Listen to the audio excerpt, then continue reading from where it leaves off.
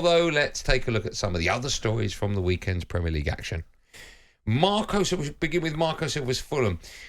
Scored a last-minute winner away at European hopefuls Brighton on Saturday afternoon. What a great win that was for them to leapfrog them into 6th place after the game. He told talkSPORT that it was his side's best win of the season. When you are able to win a football match like we won, not performing at our best level, I think the taste is really good and show that in some moments how we are growing as a team and the maturity of our team as well, because definitely wasn't our best performance. We knew before the match that it's really tough to play here. They are a very good team, definitely. Difficult to block, difficult to come here and to press them really high, because they have the capacity to break the not just our pressure, the pressure for most of the teams they play at home. And even if the same games they have lost, they were the best team on the pitch. And this afternoon they did it well. Up to 6 in the Premier League is just absolutely frightening. Are you surprised how well they've performed under him in such a short space of time? Yeah, because they've had a couple of wobble patches, but not really big patches, but a few results. And I think it was when they lost back-to-back to Newcastle and Tottenham, I think that's when I thought, you know what, this is where it might change. And to be fair play, they haven't. They got the 0-0 against Chelsea. They beat Forest. They beat Brighton, and it was a really good finish, by the way. What a finish! It was fantastic. But no, they're going about their business really well. Marco Silva, he was one I questioned after his time at Everton, which weren't that bad when I look back at it, and Watford. But he's gone there. He's got all the boys playing really well. Willian, I thought, again, when he was at Arsenal and then he left, I thought that's him. We won't see him again. He's come back. He looks like a man. Why is that, do you think? Do you think he was given too much money at Arsenal? I don't know if it's too much money, but for whatever reason, it just didn't work for him. Like, he just never showed the same kind of form that he showed when he was at Chelsea. But it's almost like he's come back with Fulham with a real point to prove, and he's making that point, and he's been exceptional. But fair play to Fulham, because I didn't see this. No. I think Fulham fans, and if they're honest, they wouldn't have seen this. 6th in the Premier League. Would they have thought at the beginning of the season survival? Yeah, you have to. Yeah, I think so. If you're a newly promoted side, you can't be thinking, right, European football. Would you say Fulham are the favourites now for that final European spot? I think they're in. I put them in a bunch with. You talk about Europa League and Europa Conference League. Yeah. I think they're in a mix with Brighton, Brentford.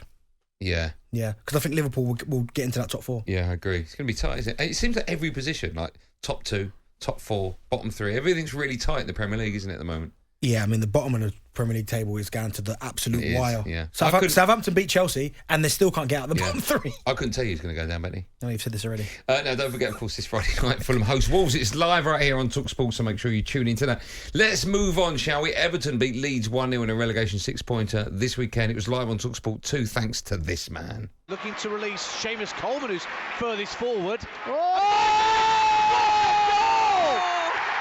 From Seamus Coleman!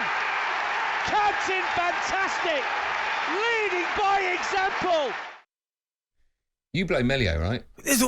Andy, that is the worst bit of goalkeeping. And you said... But I mean, he's so tight, right? Seamus Coleman's so tight that the goalkeeper must be thinking there is no way he's going to get a shot off. I get that. But why are you standing on the edge of your 6-yard box? Get on your line. Yeah, okay, there is that. But I think by you saying it was a goalkeeper's fault, he's taking something away from an unbelievable finish. No, it's not an unbelievable finish. Oh, Bent, come on. Listen to me, Andy. Bent, it was a great finish. No, listen to me. Was it a great finish? No. Forget what the goalkeeper was.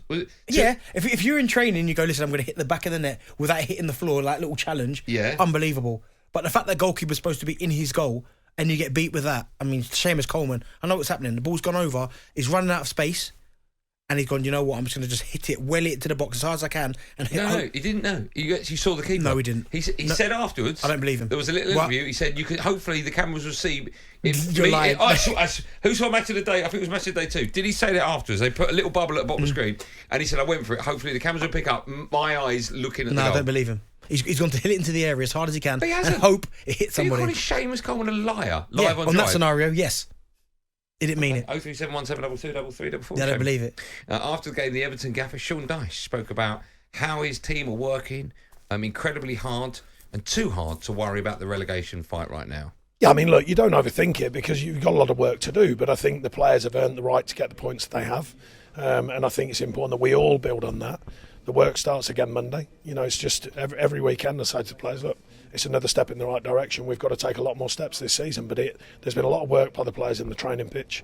I commend them for that because it's not easy. A few have had a few different managers, so they've heard different voices, different things, different ways, and we're trying to imprint on them what we think is important for them. And so far, they've taken to it and they're delivering it. When Sean Dyche got Burnley up to 7th, do you remember that? Of course I do. There were question marks as to whether or not that was probably the best he could ever do for a club like Burnley. And it was. Yeah, his stock would never get higher, and he should have gone to another club. And I think he was linked to Everton at the time. Yeah, he right? was, yeah. And obviously he didn't go. Then for whatever reason, he got the bullet at Burnley, etc. In between then and when he got this job, there was a lot of people that were questioning whether or not he could manage a top club like Everton. I wasn't one of them. I'm not surprised at how he's got Everton play. I know it's early days yet. I know that, right? But still, they look from where they were under Frank Lampard, they looked like a team that had no idea. No identity. No identity. No belief. And all of a sudden, listen, they still might go down. I don't think they will now. But I think he's a fantastic manager, Sean Dyche. I think they've got, I'm not going to go overboard and go, they've got a diamond. But for a big club like Everton, I think they've got someone in charge who knows how to take them up the table. Well, he was linked, as you said, when they finished 7th. There was I think it was just before, was Ancelotti got the job. I think it was him. Was it? It might have been him linked to Everton. Right. Obviously, you understand why they went for Ancelotti. That speaks for itself. Yeah. But yeah, what he's done, I think he's been brilliant. I think he's been absolutely fantastic. The result against Arsenal, the fight he showed against Liverpool, I know they were beaten in the end, but then to go and beat Leeds as well. But also they went into that Liverpool game with belief. Like we were sitting there thinking, they might nick it. Yeah. That wouldn't have happened before he took over. I mean, listen, he will go for a period this season where I think the results won't go for him. And that's just the nature of it when you're down there at the bottom. But I think he gives them a massive opportunity and a massive chance of survival. And you're right, it's a little bit unfair about the football he played at Burnley because he always says, that's what I was there. That's what I was working with. If you give me obviously more expansive players, a better quality of player, then you'll see me play a completely different way. And to be fair, he's been fantastic at Everton. I make them one of the favourites to stay up. I was going to say, simply for the fact because of him. Up, yeah, because of him. Okay, let's move on. Let's hear from Mikel. Do we have to do this? Yeah. Okay. Let's hear from Mikel Arteta now. His Arsenal side had to come behind against Aston Villa. Look at Bent's face. Come from behind against Aston Villa on Saturday in their 4-2 win. 3-2 really. He said the pressure on them to win affected them in front of goal. But that we need too much at the moment to win a game, because the amount of situations we produce in the final third and chances, you have to win with less. And in this league, you have to be able to win with less to be consistently the winning team at the end of 95 minutes. So that's another lesson for today. But to be fair, I didn't expect Jorginho to put it in the top corner because it's not one of his biggest qualities. But he brought a new one to the squad that is very welcome. Changed your mind on Jorginho? I said it was a shrewd signing anyway. Oh, no, but everyone was worried about how slow he was. Yeah, that's everyone. I said it was a good signing, right, okay. Shrewd signing. I still think when you put him in the midfield where everyone's ratting, like Everton, for instance, with them guys running Decore, Onana and just a guy, he struggled, but he was brilliant against Villa. Controlled possession, dictated tempo. We talked about Zinchenko and J2's having that experience of being a winner. I wonder how important he could be to your side getting over the line. Oh, yeah, listen, he'll play his part. Like, of course, if Partey's fit, Partey will play because Partey's been outstanding this year. But when you talk about certainly that second half where he's getting on the ball in the half turn, he's playing through the lines, he's playing the progressive type of football. He is one of the very best out there, Jorginho. We know his faults in terms of getting around and trying to run up against certain midfield players, but in possession, giving the likes of Odegaard the ball, Saka, like he'll play them passes where some midfielders will look at it and go, if I might give it away there. Well, I'm not going to play it. I'll go sideways. He doesn't do that. Like, yeah, occasionally he'll have to go sideways and backwards. Yeah. But when the option's there to pass it and Odegaard's in the space, he'll give it to him. So he was brilliant against Villa.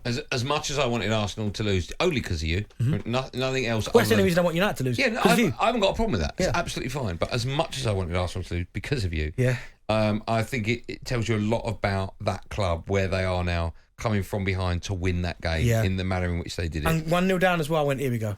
Yeah. 2-1 down. I had you ringing in my head. See, that's fell off it. A cliff. But Arsenal players would have had that kind of thing in their head. Yeah. And they could have easily down tools and lost the game. Yeah. And then the fight he shows. Sorry, Ben. The fight he shows. I'm not going to say that tells me they're ready to win the Premier League. But had they lost it, I would have gone, they're on the cliff now. But the fact they won it and there's still a couple of points clear of City as well. Yeah. With the game in hand. Yeah, still a long way. But you boys are creeping up behind City. Still a long way. Let me ask you this: with 23, right? 23 games out of 38. Yeah. At what number? Where does 23 need to get to for you, for Arsenal fans, and for Arsenal Football Club to go?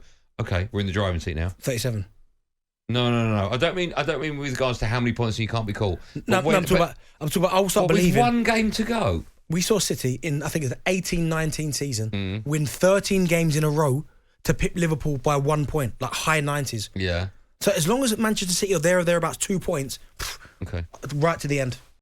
talkSPORT Drive with Andy Goldstein. Monday to Friday afternoon from 4 on AM, on DAB, via the talkSPORT app and on your smart speaker. talkSPORT.